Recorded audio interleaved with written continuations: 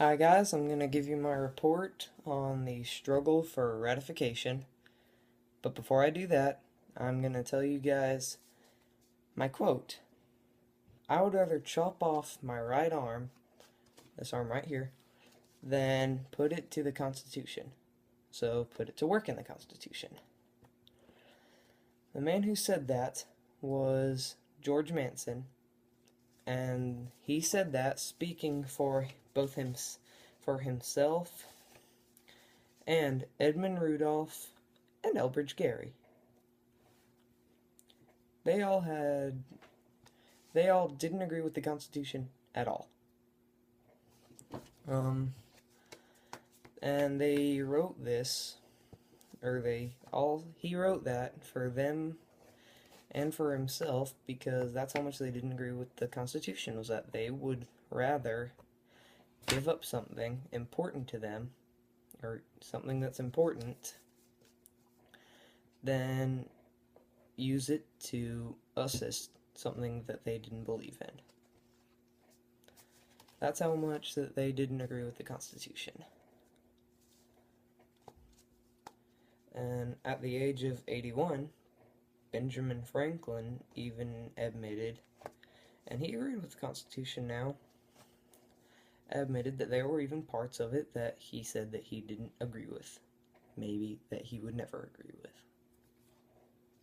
So, people who, if he agreed with almost all of it and there were still parts that he didn't agree with, what do you think it was like when you didn't agree with it in the least? And I'm going to give you a question real quick. Do you remember that quote that I just said? What does that quote mean to you? Don't answer it right now, just wait until the end, because even if you answered it right now, there's no way I could possibly hear you. Okay. The reason that Elbridge Gerry, George Manson, and Edmund Rudolph didn't agree with the Constitution was because it failed to guarantee civil liberties. And they kind of needed they agreed with civil liberty, but it failed to guarantee that, so that's why they didn't agree with it. And now we're going to talk about the Federalists and the Anti-Federalists. Federalists were supporters of the Constitution. Anti-Federalists opposed the Constitution. So they didn't agree with the Constitution at all, and the Federalists did agree with it. And now we're going to talk about Cato and Publius. Cato was the pen name of New York Governor George Clinton. Publius was the pen name of New York Delegate Alexander Hamilton. At one point, these two guys actually didn't agreed, with the Constitution. So they found out that the Constitution had a lot of parts in it that were kind of not what they agreed with. So then they decided, why do we agree with this when there's parts of it that don't even really make that much sense to us? And the reason that they did it under pen names, it was kind of anonymous, so that then people would not know who they were, because if people found out who they were, then they might not be as popular or liked by the people. And that's basically how they won their election, was because they agreed with it at one point, but then when they stopped agreeing with it, they got worried that people wouldn't like them as much anymore. And that's pretty much all there is about them. There's probably more of it that I haven't covered, but now we're going to talk about the Anti-Federalist Papers. Again, there's not that much to cover on this. The Anti-Federalist Papers was a list of letters of people who opposed the Constitution. Basically, it was kind of like a petition. And, like, you know how there are petitions at schools like this? Say, we shouldn't, like, we should get out at, like, 1 p.m. instead of 3:30. Now, that's actually never happened, but just to kind of put that into perspective. That's kind of how it was for them. Now we're going to talk about the 13 battles. December 7th of 1787. Delaware led the states by giving the Constitution consent, which meant they decided that they now agree with the Constitution. So they decided to agree with it, and then within a month, 4 more states ratified the Constitution. So they decided to agree with it as well. Those 4 states were Pennsylvania, New Jersey, Georgia, and Connecticut. The biggest battles were Massachusetts, or the battles were, the people who hadn't agreed with it yet were Massachusetts, New York, and Virginia. After gaining the support of John Hancock and Samuel Adams, 3 more states joined. They were basically thinking, hey, yeah, I agree with what these guys say, and if they agree with that, then I want to also agree with what they are agreeing with right now. I said agree way too much time. Those 3 states were Maryland, South Carolina, and New Hampshire. So they all now agree or have the consent of the Constitution, which means they agreed with the Constitution now. That makes 6 states who were Federalists, which meant who agreed with the Constitution.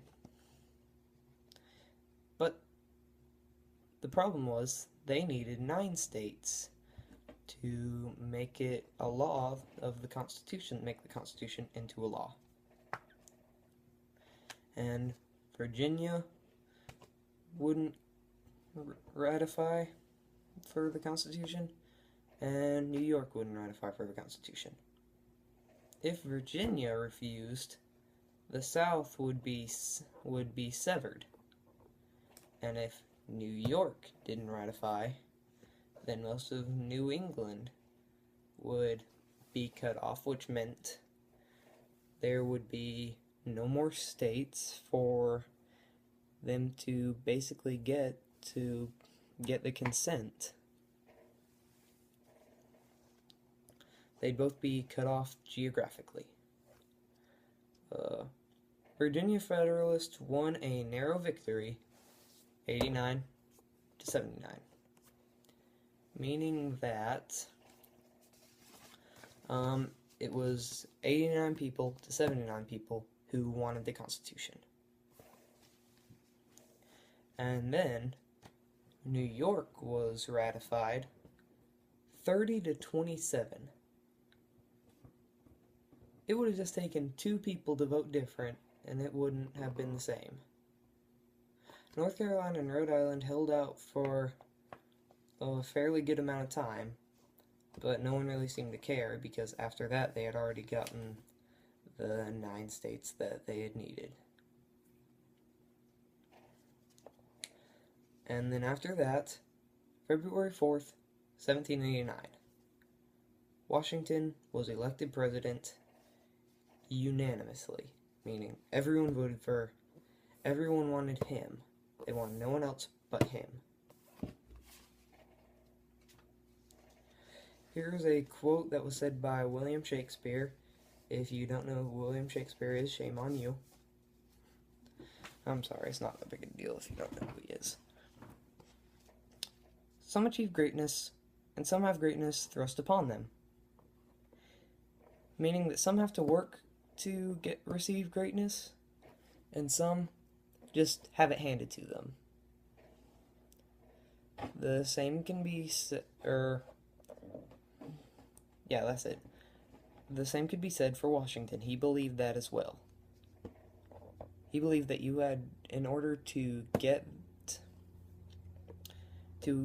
greatness, you either have to work for it, or some people just have it instantly. Maybe they're born into a rich family or into a royal family, and already they've achieved greatness. And now, let's do the questions. I'm gonna have Kyle pause me after I ask these questions to give you guys some time to answer them. Why did Edmund Rudolph, George Mason, and Elbridge Gerry oppose the Constitution? Okay. Who were Cato and Publius? How did James Madison win approval for the Constitution in Virginia? Okay, those were the section quiz questions. And now we're going to do the questions that I made up. These are different than the ones that you heard from my rough draft. All these states ratified except... Okay. Who were Federalists and who were Anti-Federalists?